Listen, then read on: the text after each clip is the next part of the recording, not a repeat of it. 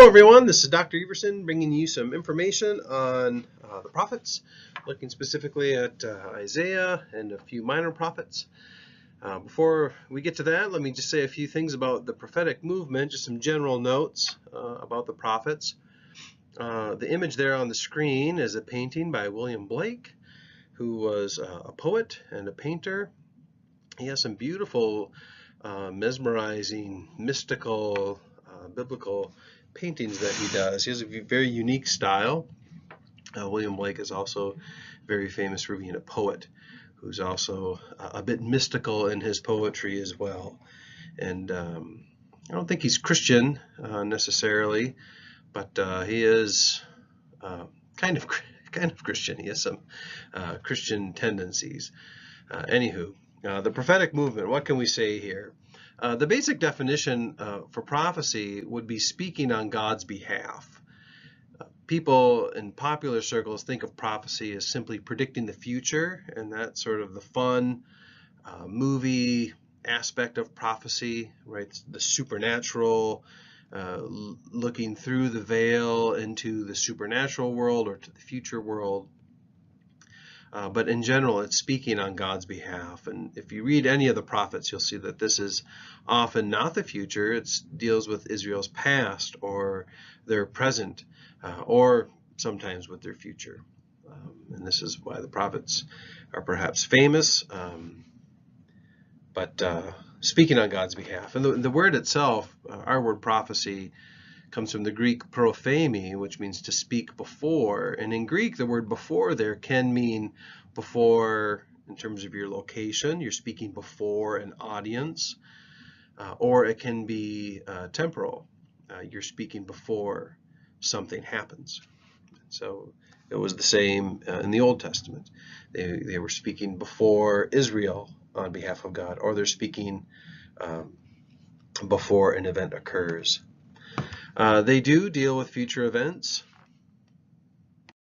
I would argue that they're concerned with events usually in the near future and sometimes with the distant future. This becomes a tricky thing because the prophets often don't clarify exactly what they're talking about, which can be frustrating. I mean, pick any passage in Isaiah, right? It's 66 chapters long. There's loads of prophecies in there. And, you know, who is he speaking to? What is he predicting? When will it happen? Who will bring it about? The context for all of these things is sort of vague. But, you know, when you read through the prophets, I think they're usually concerned with where Israel's at currently. They're concerned with the rising Assyrians and the Babylonians who are coming to bring destruction. Or the destruction has come and they're looking forward to restoration, namely the return from exile that happens during the days of Zerubbabel and Ezra and Nehemiah and all that sort of thing. So that's just my opinion. Some people read the prophets and they see things from our day and age, right? Maybe they see a reference somehow to the UN Security Council or a war with Russia or things like that. And it could. I find it's hard for me to see those things in there, but they might be in there. I mean, I might just be reading it wrong, or if it's in there, I can't see it, and I'm not going to lose sleep over it, I guess. But they deal with events in the near future, usually, sometimes the distant future. The prophets were unpopular. Jeremiah comes to mind in particular, right? Jeremiah was imprisoned and he was abused, and people did not like to hear what he had to say. The king did not like Jeremiah's message, and Jeremiah wasn't alone. The prophets had harsh words for people that didn't want to hear it, and they spoke publicly and often, and they had a fan base. I mean, there's some people who like them because these things were recorded. You know, some people talk about a school of prophets that might grow up around a particular individual, not unlike what you see with Greek philosophers, right? They would have people follow them and record things and write them down. Bands of prophets are described in the historical books. So Saul falls in with a group, and Elijah and Elisha contend with a group of prophets. So maybe that was how these things were written down. But they had a message that people didn't want to hear because it was often a message of judgment. And, people don't like to be told that they're wrong. I generally don't like being told that I'm doing it wrong. I try to be teachable, but it's hard. Being taught lessons publicly and verbally can be a difficult pill to swallow. The book of Isaiah. What can we say about the man himself? Looking through the prophecy of Isaiah, or the book of Isaiah's prophecy, you can glean all sorts of information from the text itself. He interacts with King Ahaz, he interacts with King Hezekiah, he interacts with the royal court. There's passages for all of this. I guess I could mention, I have them here, but I fear that some people will make a list and try to memorize it for the test. He interacts with the priesthood. He lived in Jerusalem, so he was a very well-connected guy. He was a prominent member within Jewish society. He had connections to the governing class.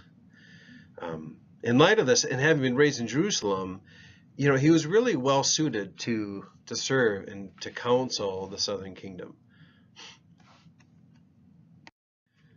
How about his family? Well, his father is Amoz, A-M-O-Z. He's often mentioned with this name. He had a wife. I don't know her name, but she's mentioned. A wife is mentioned in Isaiah. He gives interesting names for his children. And his firstborn son is named Sha'ar Yashuv, or Shir Jashub, it might look like in English, and he shows up in Isaiah 7:3. This name means literally a remnant shall return, and this is an interesting name in part because people look at Isaiah and they think some of it comes from a very late time period. Namely, parts of it come from maybe the Persian period or certainly the Babylonian period at a much later time period. The historical Isaiah lived in the Assyrian period. He's from the 8th century. And Isaiah names his son a remnant shall return, and this is, in my mind, clearly a reference to the exile. So the historical Isaiah, in the first chapters of the book of the prophecies of Isaiah, the book of Isaiah, mentions the idea that a remnant shall return, and this doesn't happen until the Persian period. And so he names his son that, a remnant shall return. And so this gets at sort of the characteristics of the prophets as well. He names his kid, his kid becomes an illustration, right? Sort of his life becomes a walking illustration in a way, and he names his kid a name with prophetic significance. His other son is also named likewise, or is named with meaning. Maher Shalal Hashbaz is the name of his other son. So those of you looking to have kids down the road, you might consider Maher Shalal Hashbaz. This shows up in Isaiah 8:1. And it means quick to the plunder, referring to destruction that is going to come. And so his children had prophetic names, which is fascinating. How about his life and times? Well, he lived through the 8th century, and so he saw the kings Tiglath-Pileser III, who we've talked about before. TP3 is the initials there on the slide for you. Tiglath-Pileser III was the king involved in the Syro-Ephraimite War. And the Syro-Ephraimite War, you should know, serves as the backdrop to the very famous passage Isaiah 7:14. Behold, a virgin shall conceive, and you shall call him Emmanuel. Of course, I go to Emmanuel Baptist Church. I work at Emmanuel Baptist Church, which is this is where that name comes from. Emmanuel means God with us. And this child that was going to be born, was a sign for Ahaz, King Ahaz, that the South would survive this crisis with the North attacking the South. And Ahaz was encouraged by Isaiah to put his trust in the Lord. Ahaz put his trust in Tiglath-Pileser III, who came and put an end to the war itself by attacking the North. So anyway, he lived through that. He also lived through Sennacherib, who laid siege to Jerusalem in the south. So he lives in the 8th century. There's other Assyrian kings that we could mention during the lifetime of Isaiah. I won't mention them. Well, Shalmaneser and Sargon. That won't be on the test, but there are other kings that he interacts, or he sort of lives through. Remember, Sennacherib said that he had Hezekiah shut up like a bird in a cage. He also interacts with Judean kings. Ahaz and Hezekiah, I guess, would be the two kings that parallel Tiglath-Pileser III and Sennacherib mentioned above here. Ahaz, you should know, is not known as a very good king. He's somebody who Ahaz is said to have sacrificed his sons in idolatry, and he introduces idolatrous worship into Judah. So Ahaz is known as a wicked king who didn't trust in the Lord. Hezekiah was a good king, or he's described as a good king. Hezekiah purifies and consecrates the temple. Hezekiah survives the siege of Sennacherib. So God sort of treats him with,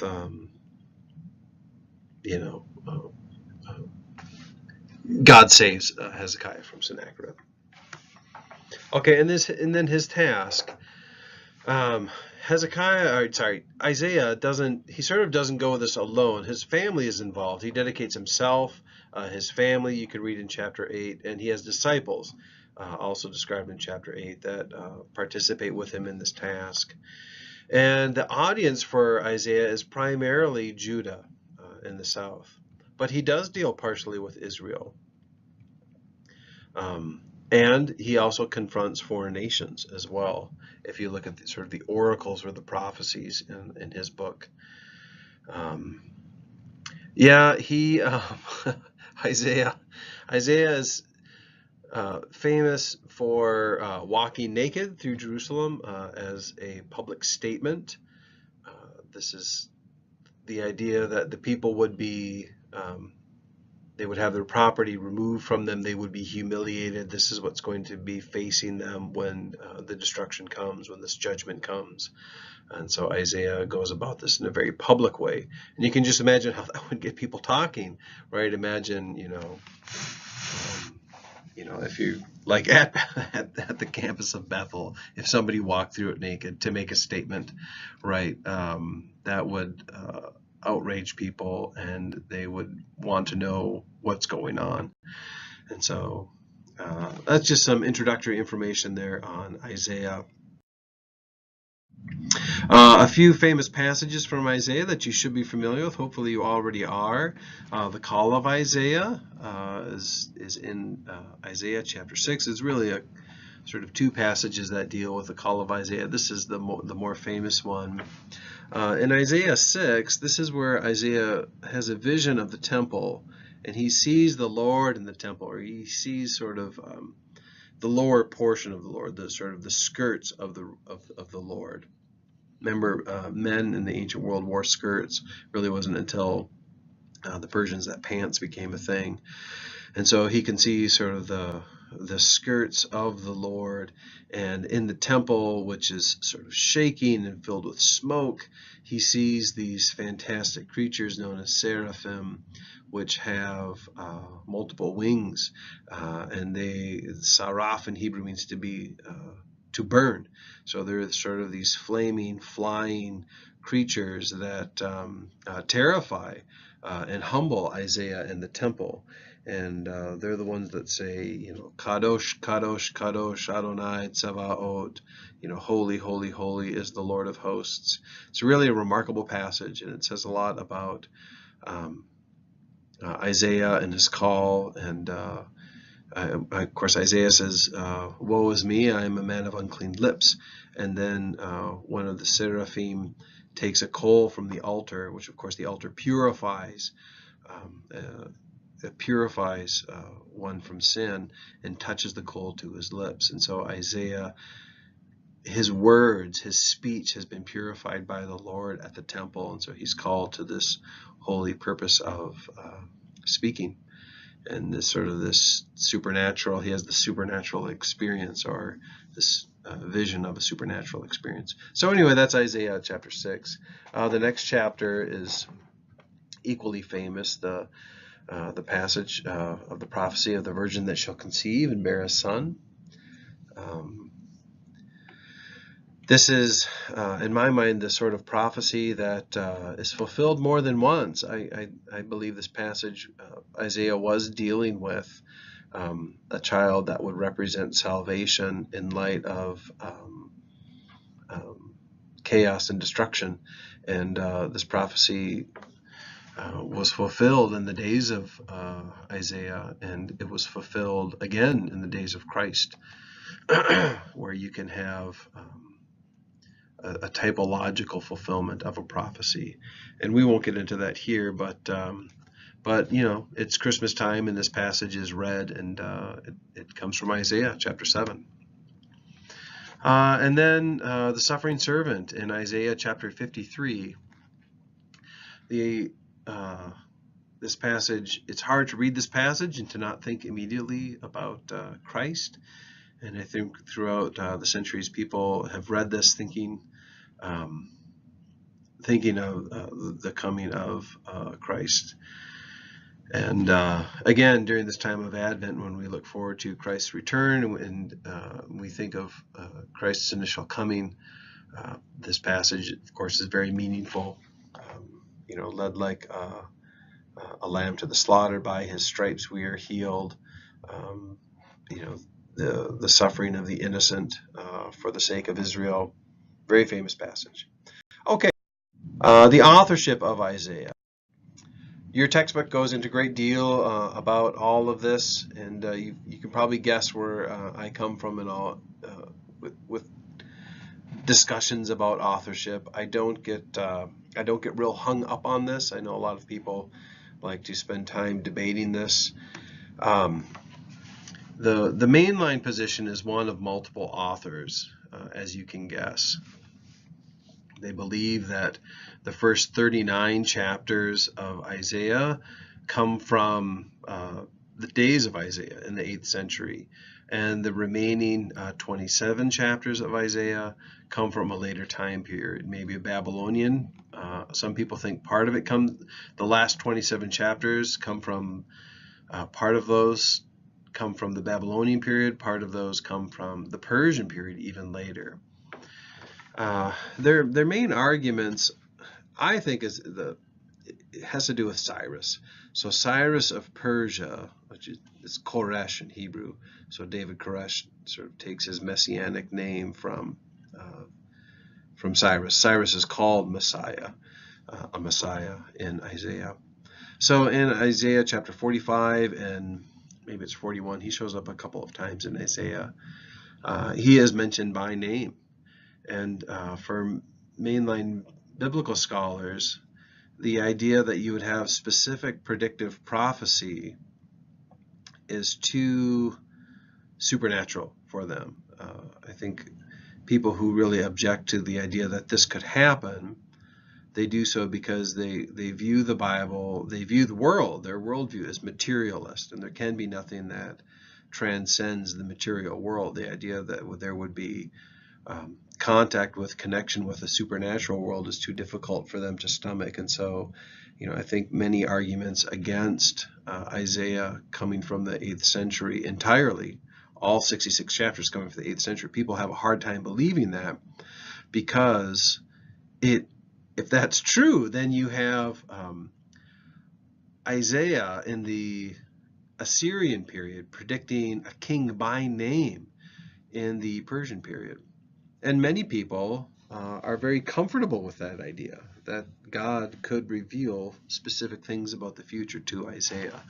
People point to language and style. That becomes much more problematic because though maybe back around the turn of the century in Germany, people saw differences in language and style in Isaiah. Today, people don't believe that there are, even secular scholars who believe that Isaiah comes from multiple sources, they don't believe there really is substantial changes in language and style, because they believe there was a school of prophets that grew up around Isaiah that tried to write like him and try to sound like him. And if you go look in your textbook, you'll see there's a lot of the same language is used throughout the book of Isaiah. And so that, in my mind, that sort of leaves us with the predictive prophecy being the main reason to disbelieve in Isaiah's authorship. Isaiah couldn't have predicted the specific future. There must be multiple authors, because it's impossible that Isaiah could predict the future that specifically. And it becomes sort of circular logic at that point. Isaiah couldn't have done that because Isaiah couldn't have done that, is sort of what you're left with, as I see it.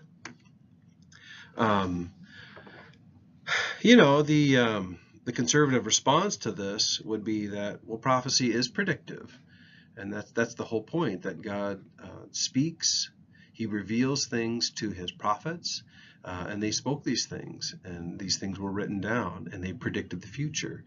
And so it could be that Isaiah predicted the future, because that's what prophecy is. Conservatives would also point to the title. The entire work is called, the prophecy of Isaiah, and there's no other name these words are attributed to other than Isaiah. In later sources, like Josephus or other Jewish authors, rabbinic literature, or most specifically Jesus in the New Testament, this work is attributed to Isaiah. That's another argument that they would give. And then the textual evidence. There's no early edition of Isaiah that's been discovered that has only the first 39 chapters or something like that. When they found the Dead Sea Scrolls, they found multiple copies of Isaiah. So you've got handwritten copies of Isaiah that are over 2,000 years old, and they're virtually exactly the same as what we have in the Bibles in our Old Testament. Our Bibles are based on the Masoretic text, as you may recall, and there are differences between the Masoretic text and the Dead Sea Scrolls, but they're not substantial, right? There aren't additional chapters of Isaiah, or they don't deviate greatly. There's, maybe a verse should be added, maybe a few words should be changed, but that's about it. The textual evidence from the most ancient manuscripts supports the book of Isaiah as we now have it. And so basically there is no textual evidence to support the idea of multiple authors. So anyway, it's one of those debates where you sort of don't have a smoking gun slam dunk argument on either side of it, and so the debate continues, the disagreement continues. And as I see it, the book of Isaiah is in the biblical text, right? And so it's authoritative. It's something that we read and we use to understand who God is, and so we need to read it, regardless of how many authors there may have been. I think there's just the one, but others may feel there's many. We're all still in the same boat, though. We're Christians who read the Old Testament, and we read the book of Isaiah as it is in there. We're not editing the Old Testament like Thomas Jefferson did with the New Testament. We read it in its final form, and so it still stands as it is, regardless of authorship. Okay, so that's just a few thoughts on the authorship of Isaiah. All right, let's move on and say a few things about Zephaniah. Zephaniah comes to us at a later time. Zephaniah comes to us from the 7th century. He lived during the reign of Josiah, but prior to his reforms. And so that's a very interesting time period. It's important to remember that Josiah was one of the only kings who gets an A within the Bible, and he brought about a number of important religious reforms, namely tearing down the high places and getting people to worship in Jerusalem. Sometime prior to the reforms of Josiah, Josiah brought about his reforms about 18 years into his reign, and so it's during this time period that Zephaniah was doing his thing as a prophet. So let's just say a bit about those Deuteronomic reforms. I'm going to read here a bit from 2 Kings.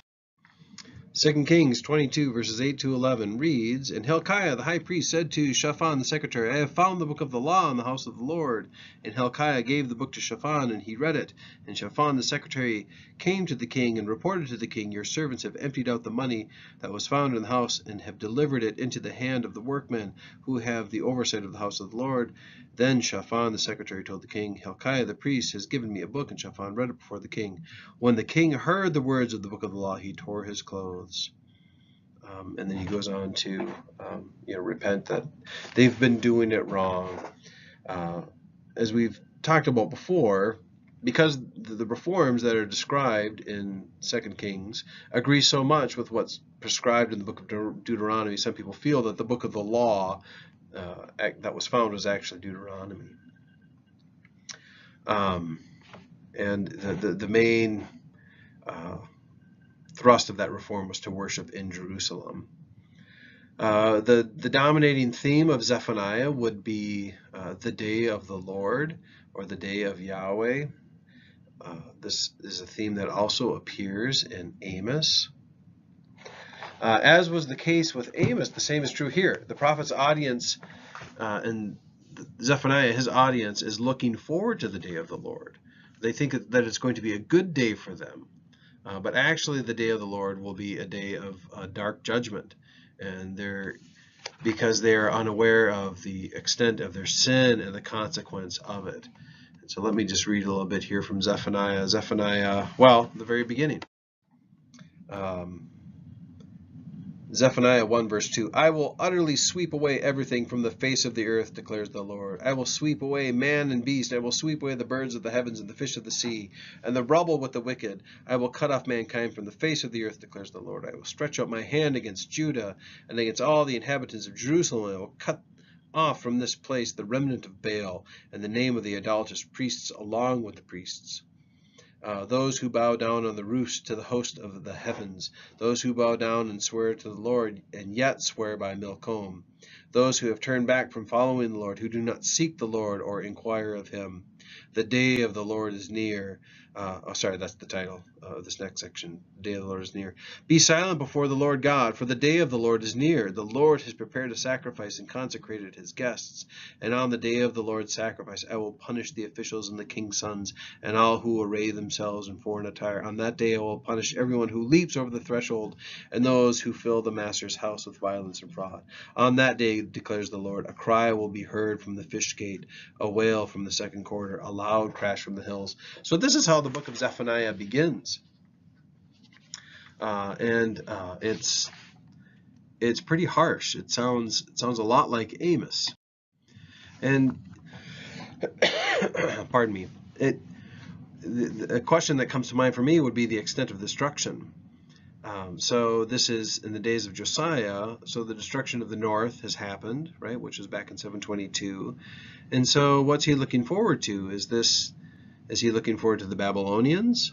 Is he looking forward to another Assyrian attack? The Assyrians were still around. Was it the Assyrians or the Babylonians or something else? And of course, the first verse of his prophecy, verse 2, I will utterly sweep away everything from the face of the earth, declares the Lord.